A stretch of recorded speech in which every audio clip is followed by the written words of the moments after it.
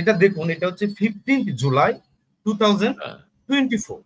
এর মানে কিন্তু রয়েছে যে ওনাদের এখানে 15 জুলাই, কিন্তু আমাদের এখানে কিন্তু এটা 14 জুলাই, কারণ ওনারা রাত্রে আপনার ব্রিফিংটা করে। এটা এখানে কিন্তু 14 জুলাই। আমার কিন্তু তখন কেবলমাত্র আমার বাচ্চা হয়েছে, বাচ্চার বয়স 2 মাস বা 3 মাস হবে। আমি যে তখন কিন্তু অনেকগুলো আন্দোলন চলছিল বাংলাদেশে, একই সাথে শিক্ষকরা আমরা বেতন কাঠামো নিয়ে একটা আন্দোলন করছিলাম, স্বতন্ত্র বেতন কাঠামোর জন্য, ঠিক একই সাথে স্টুডেন্টরা আন্দোলন করছিল। আর আমার প্রতিদিনের একটা কিন্তু খুব বাজে অভ্যাস রয়েছে যে ঠিক রাত্রে 2টো হোক বা 3টে হোক, আমি কিন্তু ঘুমাতে যাওয়ার আগে খুব সুন্দর করে অনলাইনে নিউজ। শঙ্কর সাহেব, আমি আরেকটু ক্লিয়ার করি এখানে। আপনি 15 জুলাই বলছেন, তো এটা কি আমেরিকান 15 জুলাই না? হ্যাঁ, আমেরিকান 15 জুলাই, বাংলাদেশে কিন্তু 14 জুলাই। না না, বাংলাদেশে কিন্তু 15 জুলাই শেষ তখন। হ্যাঁ, মানে বাংলাদেশে 15 জুলাই সন্ধ্যা, ওদের 15 জুলাই সকাল। হ্যাঁ হ্যাঁ, একই দিন, এক্স্যাক্টলি একই দিন।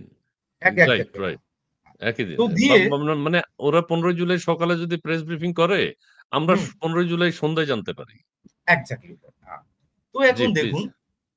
এখন দেখুন সেখানে আমি তো এরকম করে ওই নিউজগুলো বারবার করে দেখি, দেখে দেখে আমি হঠাৎ করে, যেহেতু আন্দোলনটা তখন খুব ভালো একটা দানা বাঁধতে শুরু করেছে, আমি ওই ডিপ স্টেটের প্রেস ব্রিফিং গুলো দেখি, কারণ ওদেরকে আমি খুবই একটা বিশ্বাস করি না, এবং কেন করি না সেটাও আমি আপনাকে একদম ডকুমেন্টেড দেখাবো।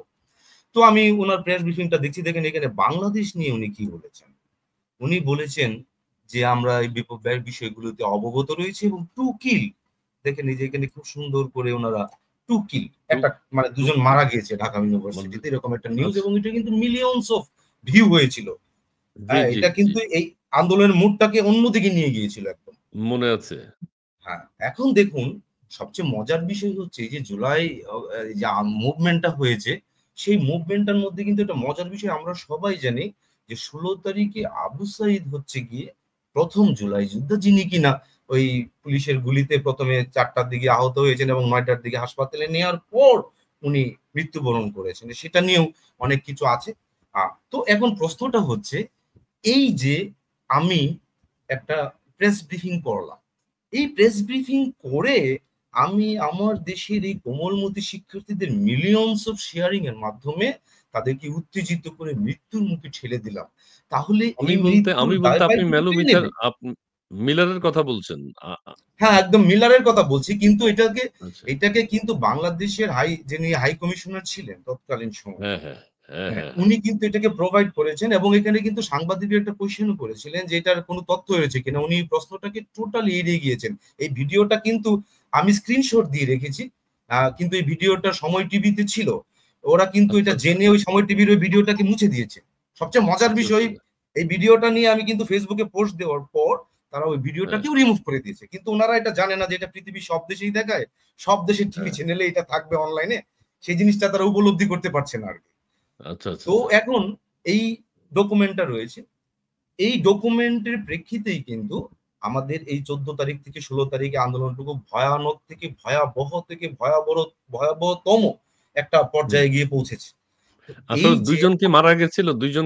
না না না, আমরা কিন্তু আমি নিউজটা পড়ার পর, আমি যেহেতু সিআরআই এর সাথে যুক্ত ছিলাম, যে সেন্ট্রাল রিসার্চ যেটা ছিল, তো ওইখানে কিন্তু একটা হোয়াটসঅ্যাপ বড় গ্রুপ ছিল, আপনারা জানেন, এবং বাংলাদেশের যে কোনো প্রান্তে যে কোনো অকারেন্স ঘটার সাথে সাথে কিন্তু আমাদের কাছে এখানে একটা হোয়াটসঅ্যাপ মেসেজ আসতো।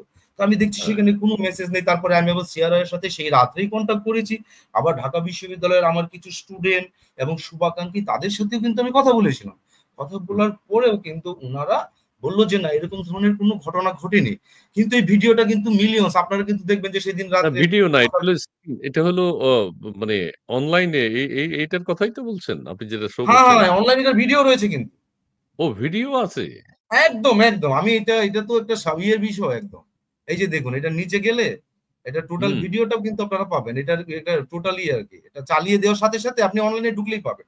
আমি লিংকটা এখানে শেয়ার করে দিব ডেসক্রিপশন বক্সে, আপনারা গেলে ওনার এই যে ব্রিফিং এর টোটাল ভিডিওটা আপনারা ওখানে দেখতে পাবেন। এটা কিন্তু সামারিটা ওনারা, আমার লেখা না কিন্তু, এটা ওনাদের স্টেট ডিপার্টমেন্টের। আমি একটু বলি, তখন কি আমাদের চ্যানেলগুলো 2 জন মারা গেছে এরকম প্রচার শুরু করে দিয়েছে?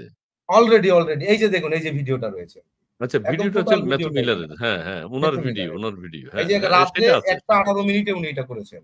হুম, হুম, হুম। তো এই যে ওনারা করে এই কাজটা করে ওনারা এটা গিয়ে করেছেন। তো করার পরে এই যে স্টুডেন্টরা এবং সবচেয়ে মজার বিষয় এটা হয়েছে, দেখুন এই যে মেটিকুলাস ডিজাইন আপনি বলছেন, আমি কেন এটাকে মেটিকুলাস ডিজাইনের একটা পার্ট বলি, আমি আন্দোলন করছি, আমার কিন্তু আন্দোলনের কিছু নর্মাল কিছু রুলস রয়েছে, এবং আমি যখন দেখব যে একজন মারা যাওয়ার মতো দুঃখজনক ঘটনা ঘটেছে এবং এটাকে ঘটেনি এবং এটাকে প্রোভাইড করে দিয়ে জনগণকে উত্তেজিত করা হচ্ছে, তখন আমার কিন্তু দায়িত্ব থাকবে সেটাকে না করা, যে এরকম প্রেস ব্রিফিং। কিন্তু আমি পরবর্তী দিনগুলোতে 2 দিন আরো অতিবাহিত হয়েছে, আমি কিন্তু এই ভিডিওটা শেয়ার দিয়েছি এবং ফেসবুকে স্ট্যাটাস দিয়েছি, এবং এই স্ট্যাটাসটা দেওয়ার কারণে কিন্তু আমাকে চাকরি থেকে সাসপেন্ড করে দেওয়া হয়েছে। তো আমি এগুলোকে হুম তো ওনারা জুলাই যোদ্ধারা গিয়ে পরবর্তীতে আমাকে সেপ্টেম্বরের 3 তারিখে আমাকে বিশ্ববিদ্যালয় থেকে প্রায় 1000 খানিক স্টুডেন্ট গিয়ে মিছিল করে আমাকে ওখান থেকে, তারপরে আমি পালিয়ে এখন বাংলাদেশের বিভিন্ন জায়গাতে অবস্থান করছি আর কি, আমার দুটো ছোট ছোট বাচ্চা নিয়ে। আচ্ছা আচ্ছা আচ্ছা, তাহলে সেপ্টেম্বরে আপনার চাকরি হ্যাঁ, শেষ শেষ হয়ে গেছে। তো এখন আচ্ছা যে বিষয়টা রয়েছে যে দেখুন, আমি পরবর্তী 2 দিন আরো করেছি যে যে জুলাই যে আপনাদের একটা সমন্বয়ক হয়েছিল আর কি, ওনারা কোনো স্টেটমেন্ট আসলে বেসিক্যালি দেয় কিনা যে এইরকম ধরনের কোনো ঘটনা ঘটেনি, আপনারা সবাই শান্ত থাকুন। কিন্তু তারাই কিন্তু এই ভিডিওগুলোকে শেয়ার করে আরো যারা কোমলমতি শান্ত শিক্ষার্থীরা ছিলেন ওনাদেরকে উত্তেজিত করেছেন যেন আরো এটা আন্দোলনটা বেগবান হয়। কিন্তু তাদের পক্ষে তারা বলতে কারা? এই যে যখন 158 জন সমন্বয়ক সারা ইউনিভার্সিটি গুলোতে আন্দোলনটাকে নেতৃত্ব দিয়েছিলেন, একটা ঘটনা ঘটেনি, আপনার তো দায়িত্ব রয়েছে সেটার পক্ষে স্টেটমেন্ট দেওয়া, যেটা ঘটেনি আপনারা কেউ উত্তেজিত হবেন। কিন্তু তারা কিন্তু এই ভিডিওটাকে শেয়ার করেছে ঘটে গিয়েছে বলে। এখন একটা জিনিস দেখেন, এখানে খুব সুন্দর একটা প্রশ্ন আমারও থেকে যায়, যদি কোথাও আইন শৃঙ্খলার ব্যাঘাত ঘটে এবং রাষ্ট্রপক্ষ বলে যে আপনি এটাকে প্রতিহত করুন, সেই ক্ষেত্রে যদি প্রতিহত করতে গিয়ে নিহত হয় তাহলে মাননীয় প্রধানমন্ত্রীর বিচার হতে পারে। তাহলে একই ঘটনা আপনি মিথ্যাকে শেয়ার করে কোমলমতি ছাত্রদেরকে যেইভাবে মৃত্যুর মুখে ঠেলে দিয়েছেন, আপনার বিচারটা আসলে কে করবে? আচ্ছা আচ্ছা, এটা হচ্ছে আমার ভিতরের একটা প্রশ্ন, যে এই যে প্রশ্ন আপনারা এই প্রশ্ন কাজটা করেছেন, সেই কাজটার আসলে জবাবটা কি হবে? আমি কিন্তু সব ডকুমেন্ট 1 টেরাবাইট আমি লুট দিয়ে রেখেছি আমার পোর্টেবল আচ্ছা, হার্ড ড্রাইভ মানে আপনি বলতে চাচ্ছেন, আমি যদি বুঝে থাকি এরকম, মার্কিন যুক্তরাষ্ট্রের যে প্রেস ব্রিফিং হয় সেখানে তারা বলেছে বাংলাদেশে 2 জন মারা গেছে। 15 তারিখে, এক্সাক্টলি 15 জুলাই। এক্সাক্টলি কিন্তু আসলে মারা যায়নি। আপনারা খোঁজ নিয়ে দেখেছেন কোথাও কোনো হত্যাকাণ্ড ঘটেনি। কোথাও হতো না। পরের দিন আবু সাঈদ মারা গেছে 16 তারিখ, তাও রাতে। হুম, আচ্ছা, ঠিক আছে। এইটা ক্লিয়ার। তার মানে মার্কিন যুক্তরাষ্ট্র এটা করাতে সমন্বয়করা এটা ছড়িয়ে দিয়েছে, সাধারণ কোমলমতি ছাত্রদেরকে উস্কানি দিয়ে তাদেরকে মাঠে নামিয়েছে। ঠিক আছে? এক্সাক্টলি। এখন বাংলাদেশকে নিয়ে আমেরিকার মূল প্ল্যান কি? আচ্ছা, এখানেই কিন্তু মূল ঘটনাটা এসেছে যে আসলে কেন উনারা এরকম ধরনের ভিডিও শেয়ার করবে? ঠিক কি কেন? আমি কারণে? কিন্তু সাহা মানুষ, আমরা কিন্তু ব্যবসায়ী। সাহাদের কিন্তু আদি আচ্ছা, পেশা আচ্ছা। ব্যবসা। তো ব্যবসায়ী, আমরা ব্যবসায়ী। আমি কিন্তু পজিটিভ নেগেটিভ বোঝার চেষ্টা করব যে আসলে উনি কেন এখানে ঢুকতে চাচ্ছেন। আমি হ্যাঁ, কিন্তু মাস্টার্স করেছি, আমার ব্রাঞ্চ ছিল মেটালার্জি।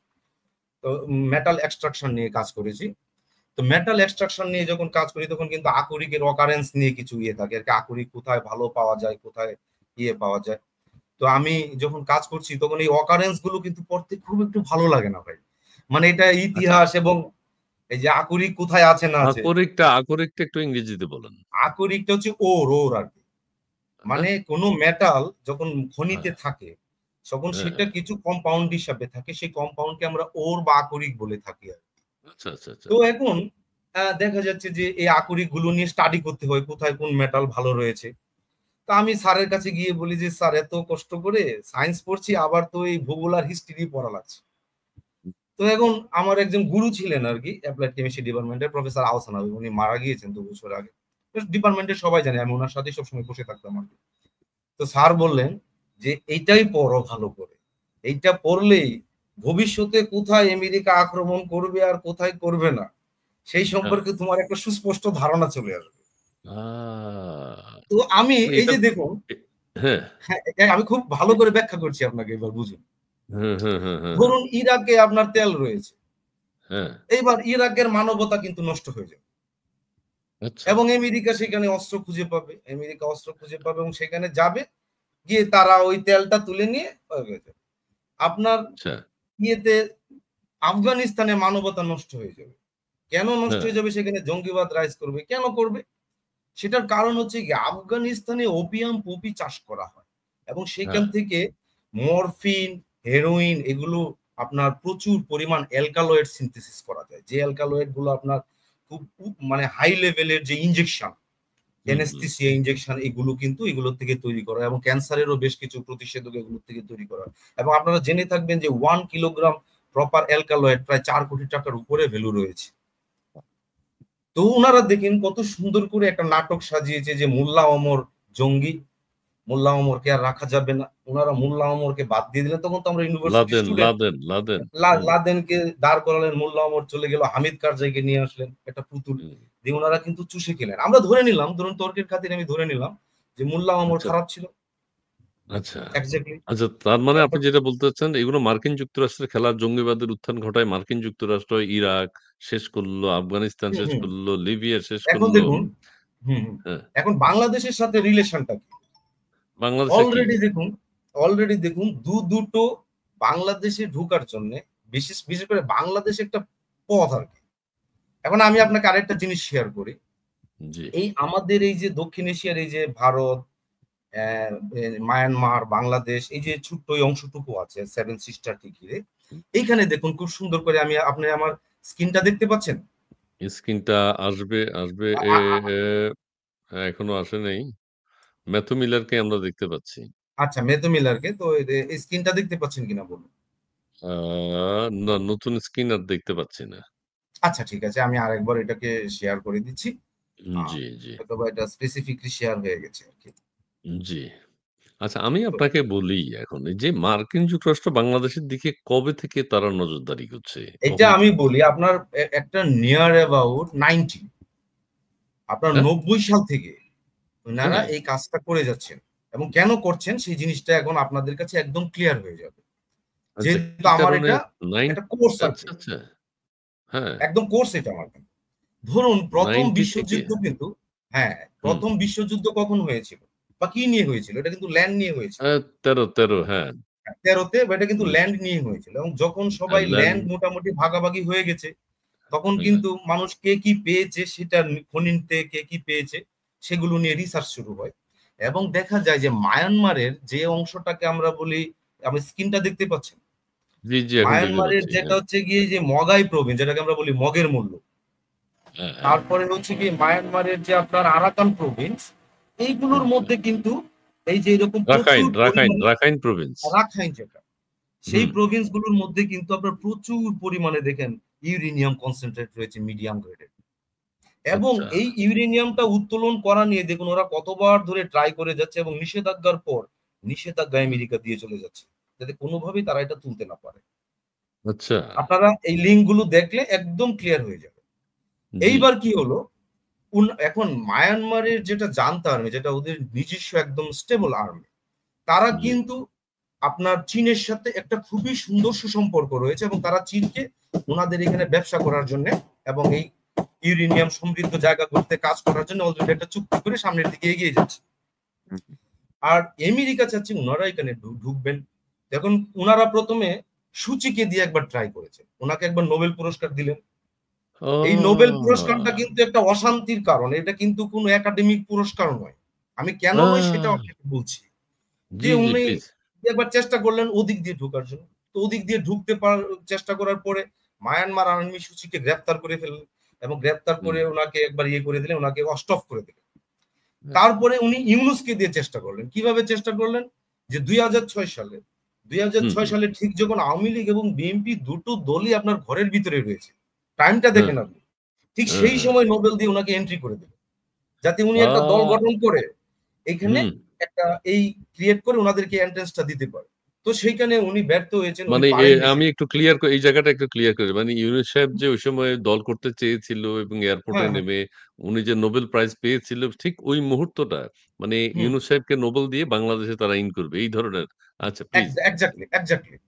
তো দিয়ে তখন উনি সেটাকে সুবিধা করতে পারেননি। তখন ওনারা যাই হোক যেভাবে হোক ওনারা নির্বাচনের মাধ্যমে তো আওয়ামী লীগ চলে আসলো, দিয়ে 14 সালের পর থেকে আবার শুরু হলো যে এটাকে নিতে হবে। তো দেওয়ার জন্য তখন এই যে রাখাইনে গিয়ে আপনার এই যে মানে এখানে আরেকটু আমি ক্লিয়ার করি দর্শকদের জন্য, মানে বাংলাদেশকে হাত করতে পারলে রাখাইনের এই বিষয়গুলো তারা দখল করতে পারছে এরকম। এক্স্যাক্টলি। দেখুন এবার মানে আমি টোটালটা বলি, তো দিয়ে সেখানে ঢুকার একটা ওনারা ইয়ে করলেন, তো এখান থেকে তাহলে এটাকে ফাঁকা করতে হবে। ফাঁকা করার জন্য কিন্তু এই আপনার রোহিঙ্গা এই ক্রাইসিসটা রাইজ করা হয়েছে। আমি 2018 সালে আপনি দেখবেন রাজশাহীতে বরেন্দ্র টিভি অনলাইন যখন রোহিঙ্গারা প্রথম পাস হচ্ছে এখানে, তখন কিন্তু আরেকটা টক শোতে সেম কথাগুলোই আমি সেখানে বলেছিলাম, যেটা কিন্তু বাজে একটা কাজ হচ্ছে এবং এটা দিয়ে কিন্তু আমাদের দেশটাকে ধ্বংস করা হবে। এইবার দেখুন রোহিঙ্গারা চলে আসলো, চলে আসার পরে কিন্তু 18 নির্বাচনে তাদের ভিতরে আশা তৈরি। ওই সময় কিন্তু সূচি ক্ষমতায় বা সূচির দল ক্ষমতায় ছিল হ্যাঁ রোহিঙ্গা ক্ষমতায়, ক্রাইসিস মানে যখন ছিল। ওনারা কিন্তু ওদিক থেকে ঢুকতে পারছে না, ওদিকে চীন রয়েছে আর ওইদিকে মায়ানমারের যে জান্তা আর্মি ঢুকতে দিচ্ছে না, দিয়ে তারা এই দিক থেকে চেষ্টা করছে। এইবার দেখুন যখন এটা রোহিঙ্গারা ফাঁকা হলো, ওনারা জায়গা চাচ্ছে করিডোর, তো বাংলাদেশ তখন এই যে নির্বাচন হবে একটা 18 নির্বাচন, সে নির্বাচন পর্যন্ত তখন তারা ওয়েট করলো, ধৈর্য ধরলো, মনে করেছিল যে বাংলাদেশ আওয়ামী লীগ যেহেতু রোহিঙ্গাদেরকে গ্রহণ করেছে, হয়তো আওয়ামী লীগ আমাদের এই করিডোরটা দিতেও পারে, এরকম একটা এইম তাদের ছিল। থাকার পরে যখন আপনার কিনা নির্বাচন হয়ে গেল, হয়ে যাওয়ার পরে আপনার ওরা প্রেশার ক্রিয়েট করার আগে কিন্তু করোনা চলে এসেছে, ওরা আর এই বিষয়টা নিয়ে আগাতে পারবে। ঠিক 22 সালের পরে যখন করোনাটা শেষ হয়ে গেল, তখন কিন্তু ওনারা আবার এটাকে নিয়ে অগ্রসর হতে শুরু করলো যে এবার করিডোরটা আমরা চাই। এইবার দেখুন মানে এই করিডোরটা দেওয়া নিয়েই কিন্তু এই মেইন প্রবলেমটা ক্রিয়েট হয়েছে। এখন যারা আমরা ইন্ডাস্ট্রিয়াল কেমিস্ট্রি নিয়ে স্টাডি করি, আমাদের পড়াশোনার মধ্যে কিন্তু 3টা জিনিস রয়েছে। 3টা জিনিস কি, যে আপনি যখন কোনো একটা ইন্ডাস্ট্রি গড়ে তুলবেন তখন কিন্তু আপনার 3টা জিনিসকে এনশিওর করতে হবে। একটা হচ্ছে গিয়ে ট্রান্সপোর্টেশন, একটা হচ্ছে গিয়ে কমিউনিকেশন, আর একটা হচ্ছে গিয়ে লে আউট করা, আপনি কিভাবে সেটাকে গড়ে তুলবেন। তো এখন দেখুন হ্যাঁ কি দেখবো প্লিজ বলুন তো দর্শকদের জন্য। আমি বলছি যখন একটা কেমিক্যাল ইন্ডাস্ট্রি গড়ে উঠে তখন 3টা জিনিসকে আপনার অবশ্যই এনশিওর করতে হবে, ট্রান্সপোর্টেশন, কমিউনিকেশন এবং লেআউট। আচ্ছা তাহলে কি দেখতে পাচ্ছেন আপনি বাংলাদেশে এগুলোর কি কোনো অগ্রগতি আছে? এবার শুনুন এইভাবে, এখন মায়ানমারের জান্তা আর্মি কিন্তু আরাকান আর্মির সাথে কমিউনিকেশনটাকে স্টপ করে দিয়েছে। হ্যাঁ স্টপ করে দিয়েছে এবং এখানে কিন্তু কোনো নেটওয়ার্ক নেই। তাহলে আমেরিকা ওই মায়ানমারের যে আরাকান আর্মি রয়েছে বিদ্রোহী গ্রুপ, তাদের সাথে যোগাযোগ করতে পারছে না, যাদেরকে তারা ক্রিয়েট করেছে ওখানে এন্ট্রেন্সের জন্য। তাহলে সেইখানে যোগাযোগ করার জন্য একটা ইন্টারনেট সংযোগ দরকার, এইটাই কিন্তু ওই স্কাইলিং। আপনি কি মনে করেছেন যে ইউনুস স্যারের গ্রামীণ ফোন এখানে ব্যবসা করছে অলরেডি গ্রামীণ ইন্টারনেটের, সে গ্রামীণ ইন্টারনেটকে তার ব্যবসাকে হ্যাম্পার করে সে স্কাইলিংকে নিয়ে এসেছে বাংলাদেশের সাথে। স্টারলিংক তাহলে ওইখানে স্কাইলিংটা দিয়েছে দাদা স্টারলিংক হ্যাঁ স্টারলিংক ওটাকে দিয়েছে আরাকান আর্মির সাথে কমিউনিকেট করার জন্য। অলরেডি সেটা এটা কিন্তু এক ধরনের প্রচার আছে যে আরাকান আর্মিকে সহযোগিতা করার জন্য স্টারলিংক বাংলাদেশে এসেছে। এক্স্যাক্টলি এখানে কিন্তু ওনার গ্রামীণ ফোনের ব্যবসা হ্যাম্পার হতে পারে জেনে উনি ওই আমেরিকান এজেন্ডাটা বাস্তবায়ন করার জন্য এটাকে দিয়েছে।